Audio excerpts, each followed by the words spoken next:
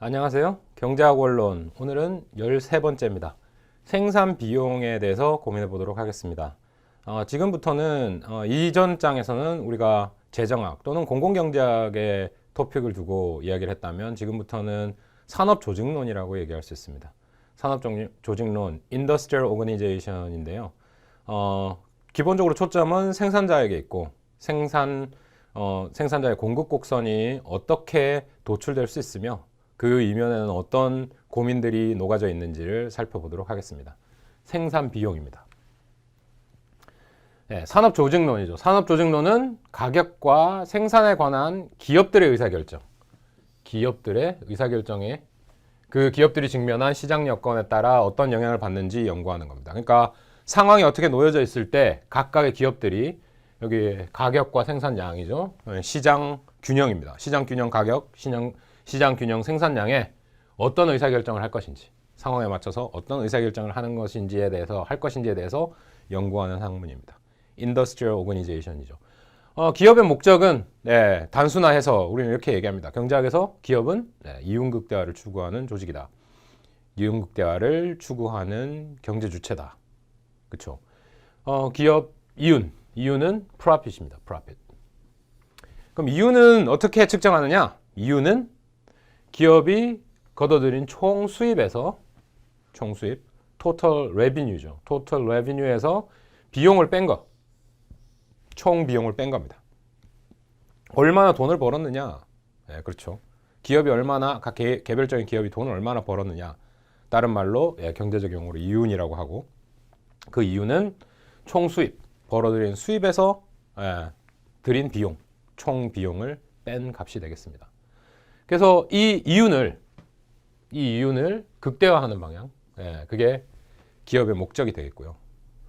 그 처음부터 첫 장에서부터 우리 고민해 봤지만 경제 주체들이 최적화를 한다. 최적화, 극대화 또는 극소화를 한다. 그런 측면에서 기업의 목적은 이윤 극대화에 있고 이윤 극대화의 과정 속에서 또 어떤 측면에서는 비용 극소화, 총 비용을 극소화함으로써 이윤이 늘어나겠죠. 비용 극소화에 최적화적인 생각을 하게 되는 겁니다. 총 비용 극소화 또는 총 비용 극소화를 타는 궁극적인 목적은 이윤 극대화에 있습니다.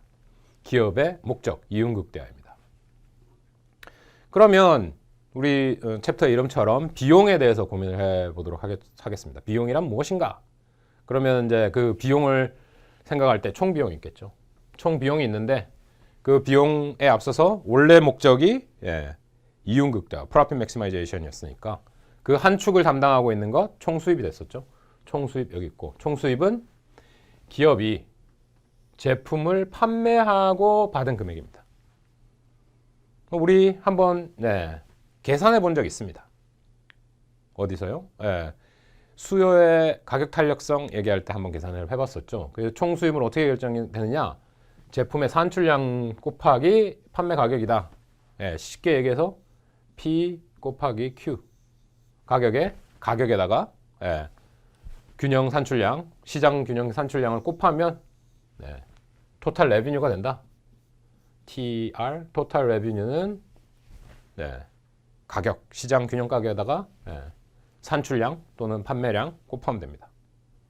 그죠? 시장 균형 가격은 특정한 조건, 그러니까 경쟁 시장의 경우에 기업 하나가 아니면 개별적인 소비자 한 명 한 명이 바꿀 수 없죠. 우리 다 프라이스 테이커.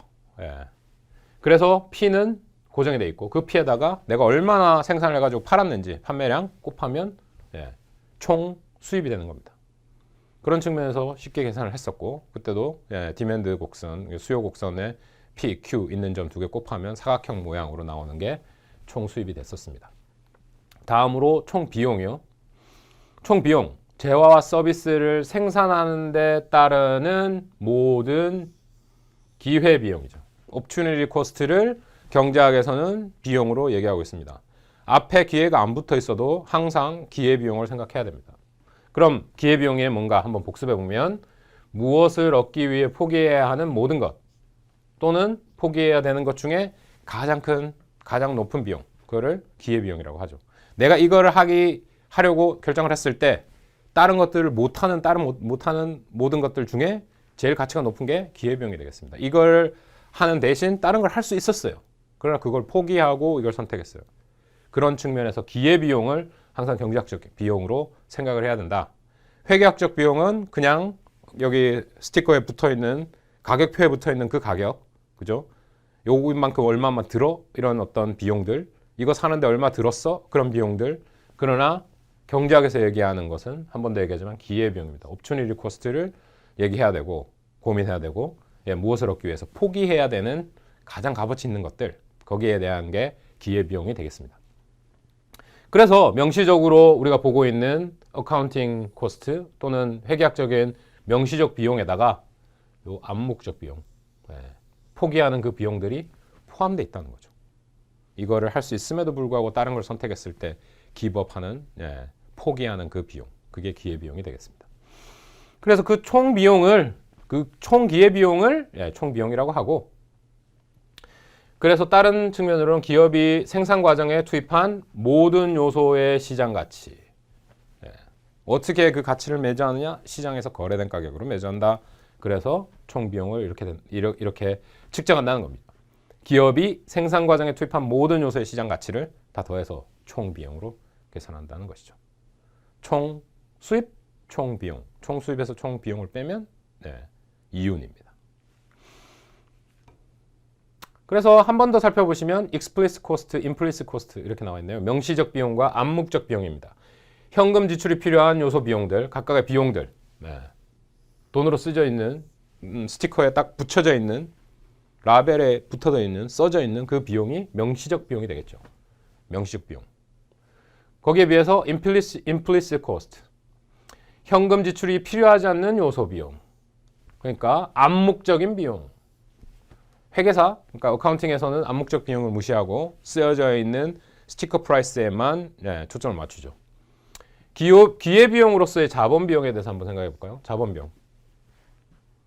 뭐 경제학에서 얘기하는 자본비용은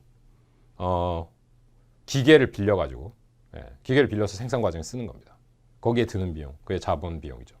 그러니까 뭐 돈을 빌려서 아니면은 그 어떤 계약 조건, 자본을 빌리는 데 대한 계약 조건에 이자율도 붙고 다른 어떤 상황이 있는 겁니다. 그래서 자본 비용을 측정할 때 암묵적 비용이 포함된다는 거죠. 내가 이 기계를 안 빌리고 은행에다 돈을 넣었다. 또는 다른 정말 좋은 투자 기회에 돈을 투자를 했다. 그러면 우리가 자본 비용을 지불하는 대신에 얻을 수 있는 뭔가가 있습니다. 이자를 못 얻었죠. 내가 그냥 투자를 했으면 뭐 수익률이라든지 아니면 디비던드라든지 그 인트레스트 레이트라든지 반대급부로 내가 이득을 얻었음에도 불구하고 이 자본 아니면 이 기계를 사용함으로 인해서 비용을 지불했어요. 그 이면에 비용을 사용하는 기계를 사용하는 데 대한 기계 사용비 플러스 내가 투자를 못해서 얻을 수 없었던 포기해야만 했던 이자율 또는 수익률 그것까지 암묵적 비용에 포함되는 겁니다. 그 사업에 투입된 금융자본의 기회비용, 금융자본의 기회비용이 그렇게 되겠죠. interest rate, 그러니까